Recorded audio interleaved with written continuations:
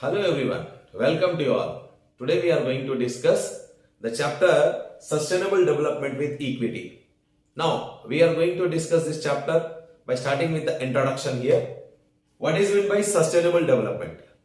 Need for sustainable development, GDP, per capita income, HDI, that is Human Development Index, role of environment in development, groundwater level, use of pesticides, people's rights over environment, people's movements, NARMADA, BACHAO, ANDOLAN, CHIPKO movement, ignoring environmental issues while attaining in development, and an alternative PDS system which was introduced in Jahirabad in Telangana state.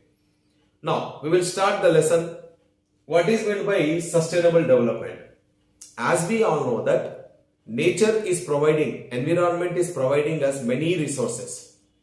Among these resources, we get minerals from it, we get fresh air, we get water, we get trees and plants. All these resources are necessary for producing a product. And these products are consumed by everyone, every human being. So for sustainable development, including the sustainability of a human being, they need resources. They need resources. By using these resources only, they can go for production. And production gives us products. By using these products only, every human being fulfill his needs, comforts and luxuries. So ultimately we understood here that we need resources for producing a product and these products are going to fulfill our needs.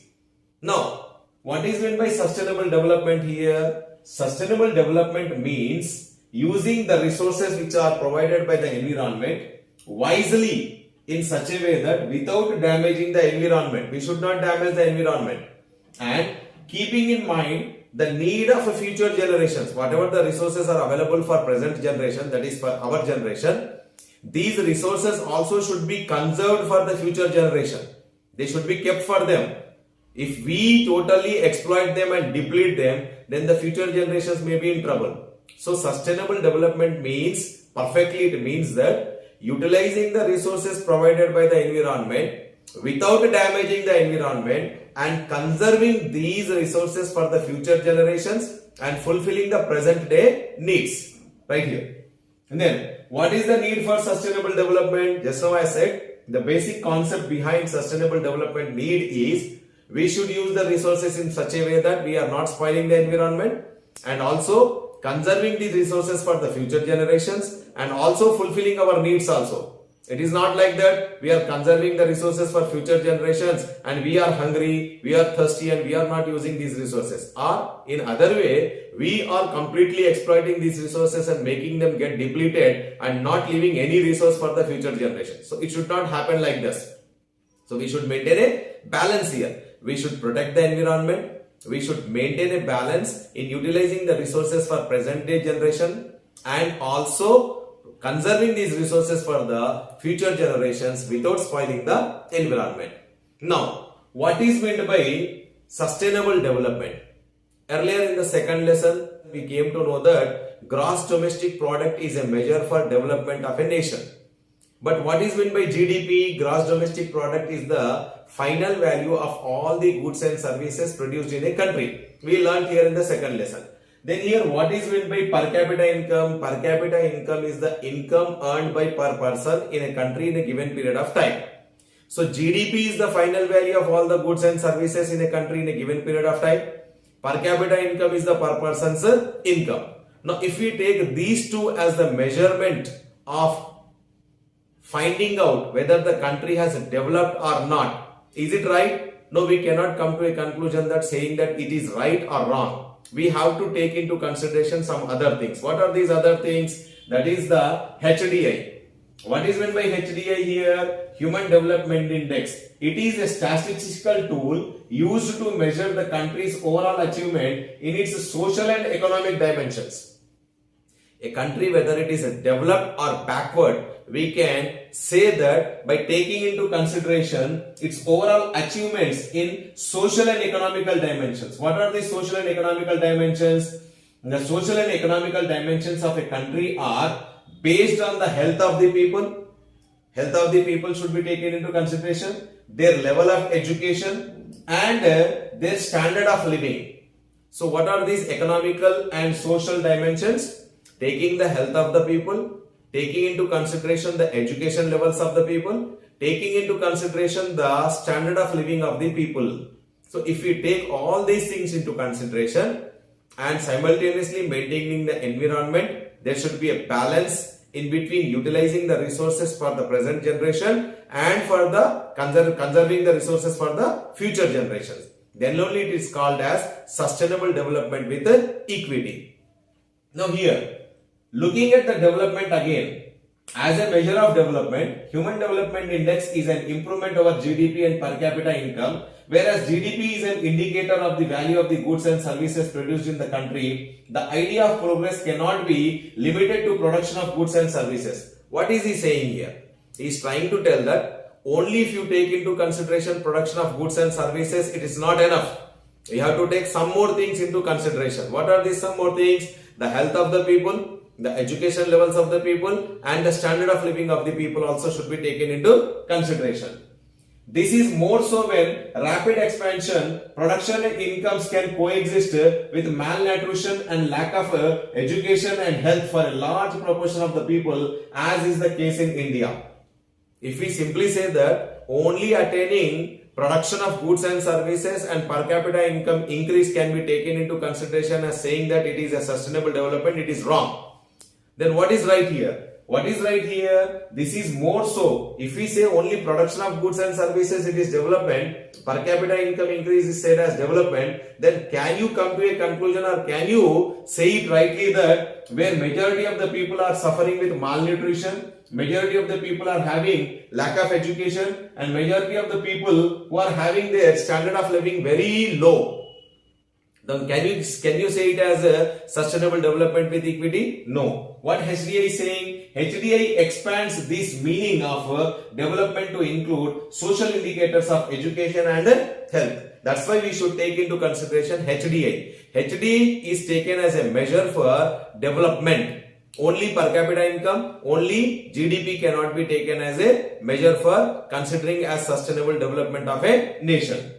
Now in India, if you see, if we say we are producing more goods and services, the per capita income is increasing, but you see here 90% of the workforce in India is in an organized sector.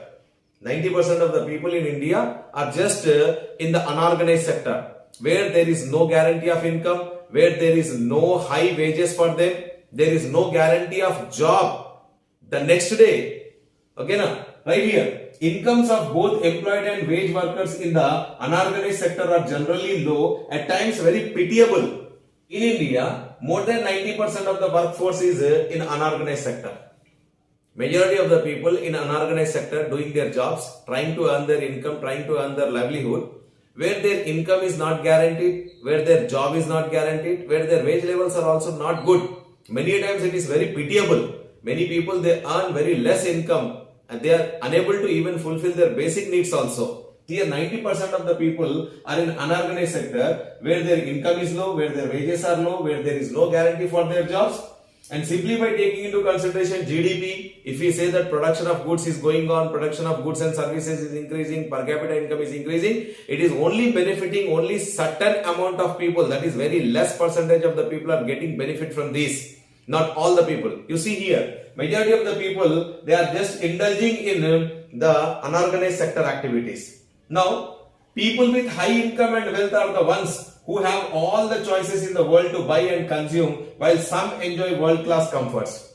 Now, if we say only production of goods and services, per capita income increase, it is only benefiting these group of people. That is, a small percentage of the people are able to fulfill their basic needs, their comforts and their luxuries. If you see here, luxuries and comforts in their life can be fulfilled. Their dreams, needs, wants and everything. They are able to fulfill their dreams, they are able to fulfill their luxuries, they are able to fulfill their comforts and they are able to fulfill their needs also. But 90% of the people are there who are just unable to fulfill their basic needs like food, clothing and shelter.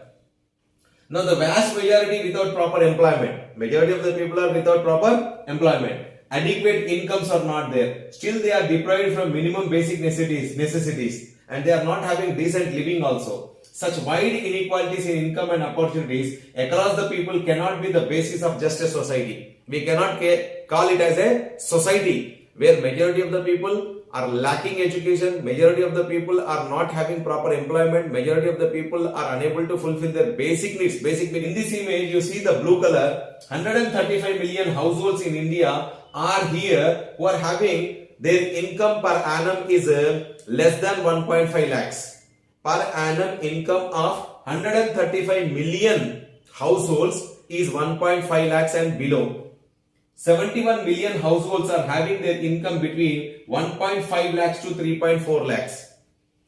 31 million households are having their income between 3.4 lakhs to 17 lakhs per annum. Only 3 million households are there whose income is above 17 lakhs per annum. Who are called as the richest people, and remaining these three categories, they are just unable to fulfill their basic needs, they are unable to fulfill their comforts also. Another major criticism of economic development focused narrowly on GDP is its negligence of environment. Now one more factor is included here. Another important thing which we are neglecting in attaining our development is we are neglecting the environment. We are not concentrating on the environment, protecting the environment. In various contexts, we have seen that how the environmental resources have been used up and damaged to an unprecedented extent in the course of economic growth. We are saying that we are attaining economic growth. But we are attaining economic growth, but attaining this economic growth, the way which we are following, in that way, the way which we are going, we are just spoiling the environment. We are not concentrating and we are not trying to protect the environment, conserve these resources for future generations. We are exploiting the resources and making them deplete for the future generations. Just like you see deforestation. Tremendous cutting down of the trees in the forests and jungles. Soil erosion is taking place. Lowering of groundwater tables in many areas. Increasing pollution everywhere. Pressure on grazing lands. Rising dependence on fossil fuels. Industrial emissions are coming out. Use of chemical fertilizers and pesticides in the agriculture. There is a danger of climate change are some of the important issues which have to be urgently taken into consideration while we are attaining the development. We should take into consideration and properly concentrate on conserving the environment here. Now you see here the pollution which is coming out from the industries, the emissions which are coming out from the industries and the wastage which is coming out of the industries and tremendous cutting down of the trees in the forest. All these things should be controlled here. While industrialization has brought a lot of material comforts, we attained industrialization, no doubt. By utilizing these resources, we have attained a lot of development. Industrial development has been achieved. And it also has provided us many resources, and these resources have provided many comforts also. At least some, it has resulted in a world where natural resources are threatened and now even the climate is being disrupted. In attaining this development, we have produced many products. These products have given us comforts also, provided us luxuries also, but only to few percentage of people, not all the people in the country. And simultaneously it is providing comforts and luxuries to some small percentage of the people, but it is spoiling the environment. It is just creating climatic changes. There is a danger for the climate which is going to be disrupted in the long run. We will explore the relationship between the development, environment and people now in the lesson.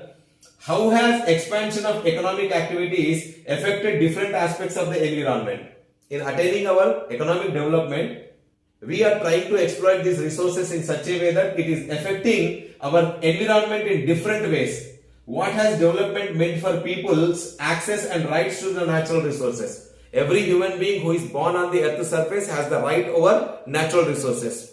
Just take into consideration our country, India also. Every Indian, every citizen of India has the rights on the environmental resources. Every citizen has his own rights on the resources.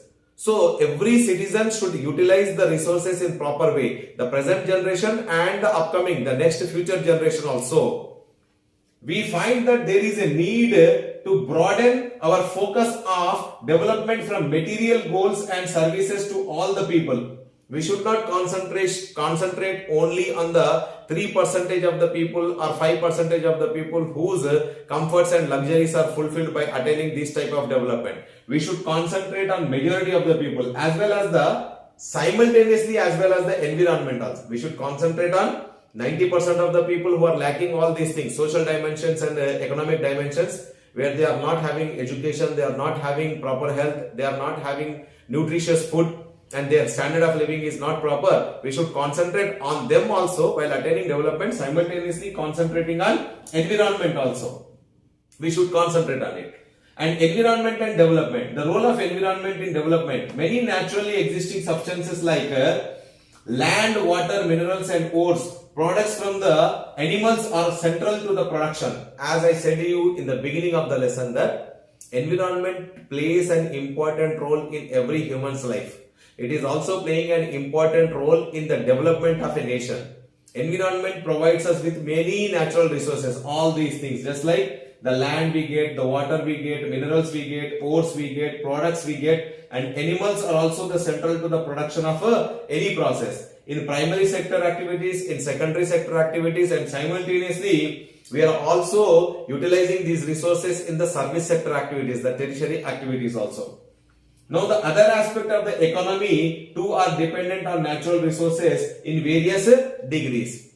Primary sector is dependent on natural resources, that is the resources provided by the environment. Secondary sector is also depending on the resources provided by the environment. And simultaneously the third sector, which is also called as service sector, this is also dependent on the natural resources or the resources provided by the environment. Now here the potential of an environment to provide these resources is referred as environment source function. Just understand the definition here. As from the beginning of the lesson till now I said that environment is providing us many resources. So here the potential of the environment, the strength of the environment to provide these resources to us is what called as a source function of the environment. What is source function of the environment? The potential of the environment to provide all resources to the human beings and their development is what called as the source function. This function is getting depleted as resources are consumed and pollution contaminates the resources.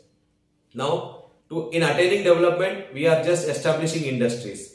We are just doing everything here. Now, when we are establishing industries, these industries are going to pollute the air. They are going to pollute the land. They are going to pollute the water. As we are attaining development, we are just spoiling the environment. And environment resources are getting developed. The resources are getting depleted here one way. And also we are contaminating the air, water and land also.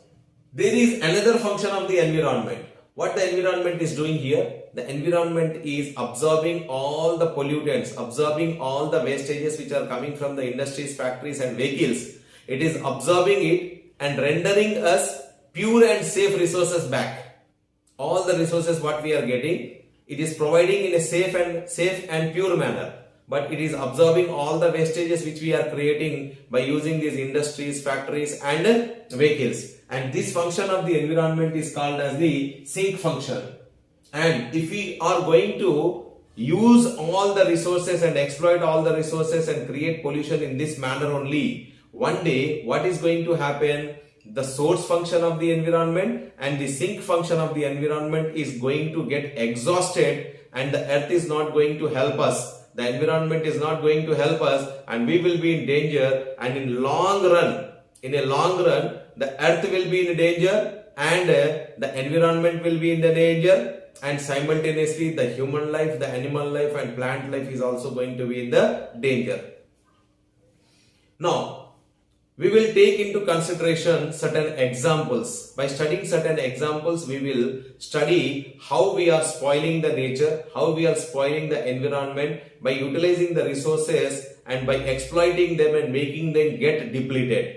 Here one example is given. As per the traditional practices, the lifting of water earlier for doing agriculture is done by the well called as MOTUBAAVI, which used to be available in the fields, in the agricultural fields in the rural areas. Now these wells which are available in the agricultural fields are called as MOTUBAAVI. This MOTUBAAVI is to provide enough water for irrigation to 2 to 3 acres of the land.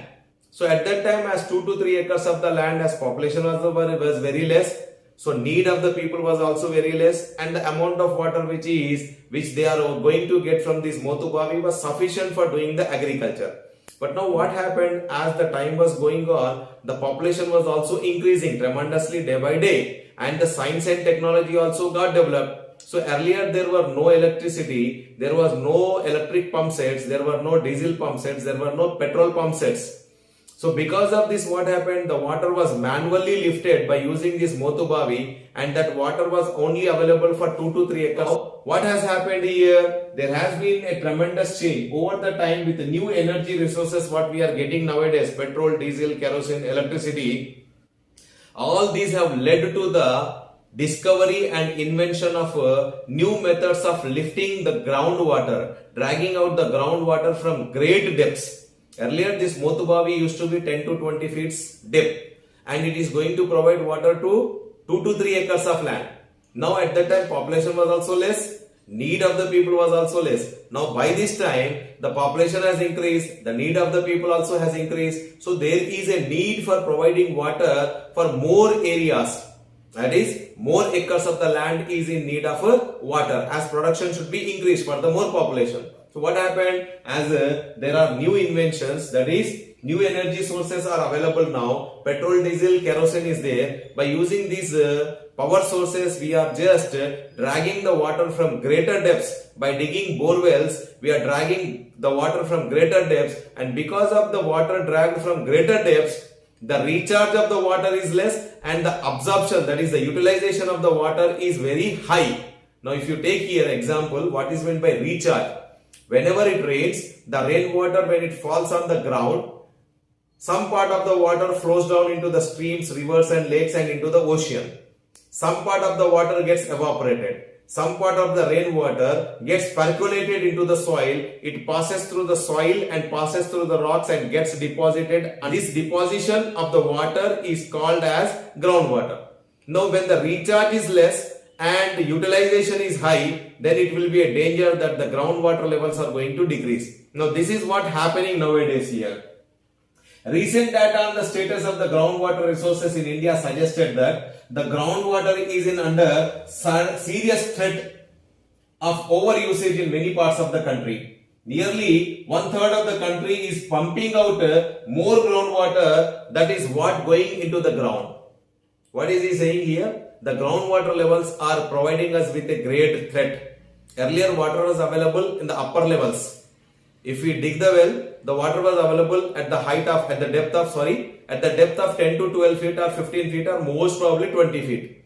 But as utilization is increasing, recharge is becoming less, the water levels have gone below day by day, they have reached a greater depth. Now water is available at a depth of 100 to 150 feet. Earlier it used to be available at 10 to 20 feet. Now because of the utilization of the water from the ground level, we are utilizing it more, recharge is becoming less day by day, so there is a threat for us. Groundwater usage is particularly found in the agriculturally prosperous regions like Punjab, Western Uttar Pradesh and hot rocky plateau areas of central and south India. Some coastal areas are also rapidly growing urban settlements also. We can see the high utilization of the water from the ground levels, where recharge is very less. Overusage of groundwater implies that the stock of groundwater is depleting. If we go on utilizing the groundwater regularly where the recharge is less, then it is an indication that groundwater level is depleting. Groundwater level is decreasing and groundwater is getting depleted. That means that it is not going to be sufficiently available for the future generations. And simultaneously, we are also spoiling the environment here. Remember this. The groundwater has been falling to lower levels and lower levels very rapidly, and the quality of the groundwater also is also getting damaged here. When we go for greater depths, in the greater depths of the earth layers, there are certain minerals and certain metals which are very dangerous. If they mix with the water, if human beings drink that water, it will be damaging their health. Just like fluoride. If water is dragged from the regions where fluoride content is heavily available at greater depths, when the water is dragged from that areas, fluoride content is also mixing with it. And if a human being drinks that water, they are going to spoil their bones. It is going to adversely affect their health also. Now, this is because of contamination of the groundwater from the chemical industrial waste and from agriculture and industry. Simultaneously, I said, at the greater depths, the minerals and metals like fluoride is also available, which is mixing with the water. And not only that, the wastage which is coming from the industries and factories, which is let into the seas, which is let out into the lakes, which is let out into the river water. And as it is mixing into the river water and lake water, it is getting accumulated on the surface of the earth and getting percolated into the depths. And where it is going down into the ground and mixing with the groundwater, whenever this groundwater is taken out, this is coming with lot of pollutants, lot of heavy metals with it, which is going to affect the health of the human beings who are going to drink this water. Sustainable development is development that meets the needs of the present without compromising the ability of the future generations. Meet their own needs, in other words, better quality of life for everyone now and for future generation. Now, after understanding these examples, after understanding what is sustainable development, here we can come to a conclusion that what is meant by sustainable development. Sustainable development is nothing but simply to say it is a better quality of life for everyone. The present generation also have better life and the future generations are also going to have a better life by maintaining a balance in protecting the environment and its resources. We should see that. Then, however, the extent of our current resources use is such that the chances of future generations to have access to their fair share of scarce resources are endangered. What is he saying here? Now, as we are utilizing the resources in such a way that if you see this process, it is going to be clear, exactly clear that the speed at which we are exploiting the resources and utilizing them, the future generations are not going to have their proper share. Why? Because we are over exploiting the resources. We are over exploiting the water. Just now I gave the example. We are over exploiting the mineral resources which are not going to be sufficiently available for the future generations. One more example we are going to take into consideration, saying that we are spoiling the environment. We are polluting the environment, air, water and land. How it is done here? Example 2 here. Pesticides are an important components in the modern agricultural practice and are used to protect the crops from pests so that the yields are high. Here, the beautiful example is given.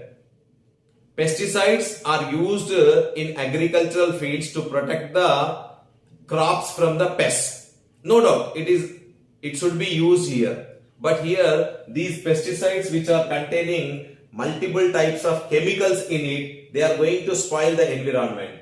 Environmentalists, however, realized a long time back that the use of pesticides has adversely affected the environment.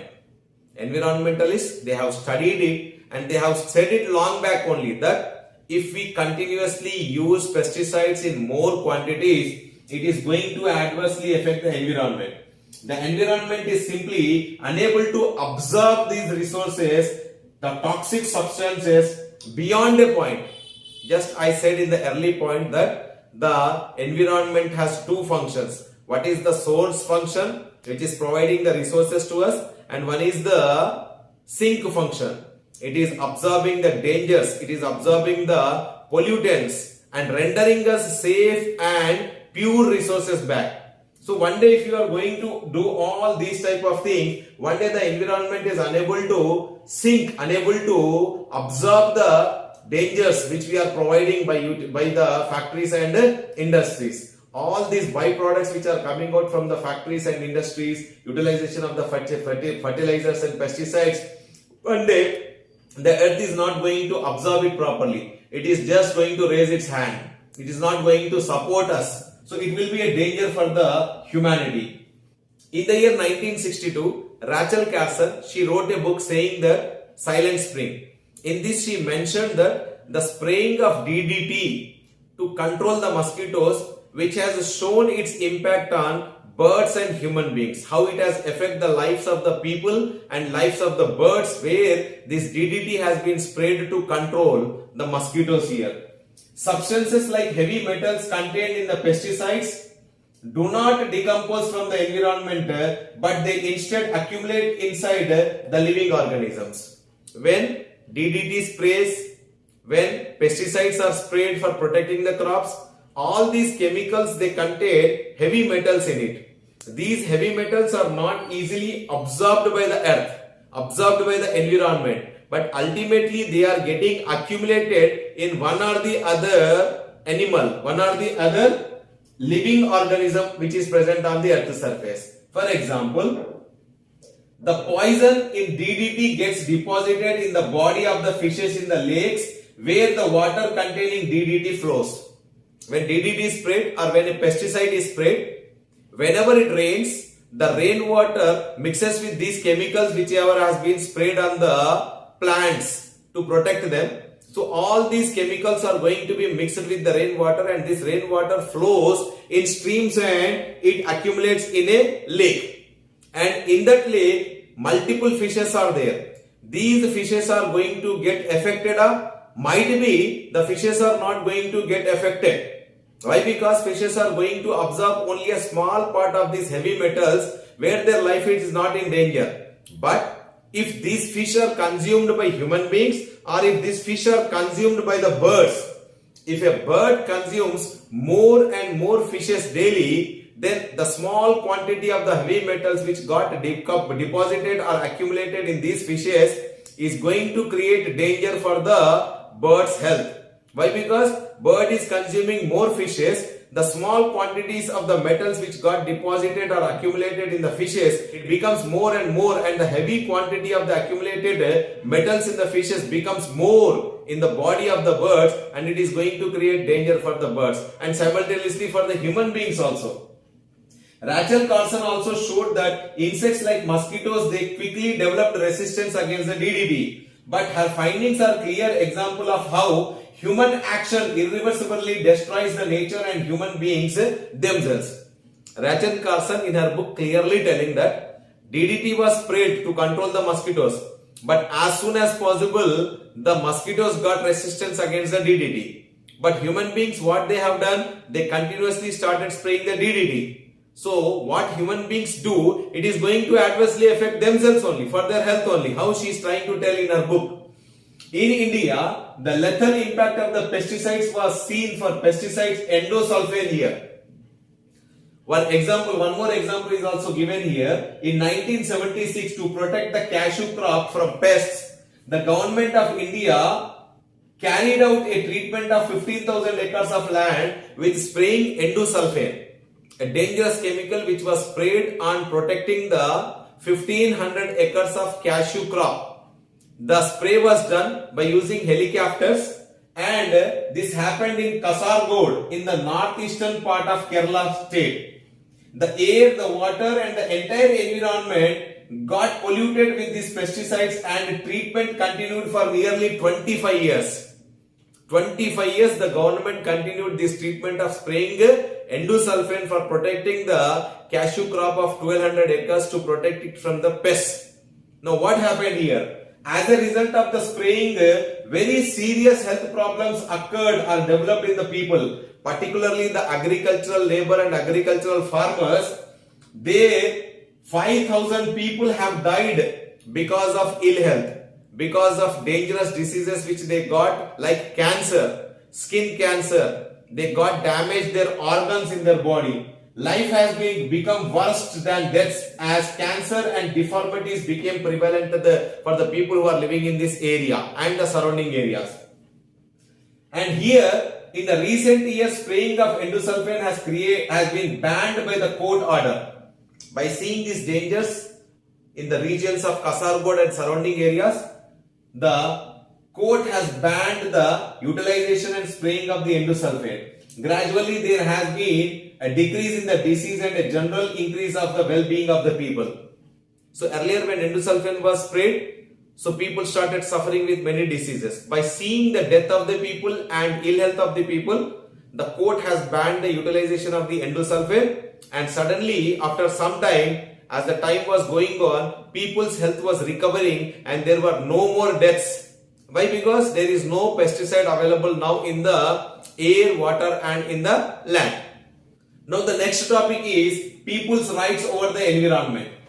Today there are countless cases where attempts at modern development are causing large scale environmental problems. If we say we are attaining development, we are achieving development, but we are just attaining this development at the cost of the environment. And this environment is providing resources and it is everyone's rights on environment. Everyone has a equal share, equal right on the utilization of the resources of the environment. But we are attaining development, but we are spoiling the environment. The case of big dams is also one classic example which we are going to discuss in the later part of the lesson, in the second part of the video. Thank you.